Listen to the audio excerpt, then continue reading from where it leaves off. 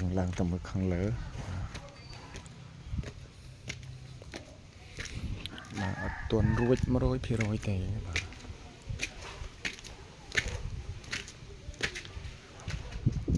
ឈើសតគ្នានេះខាងក្នុងទ្វារសុំទ្វារបាទនេះផ្ដានបាទដាក់អំពូលអស់ហើយបាទដាក់អំពូលហើយ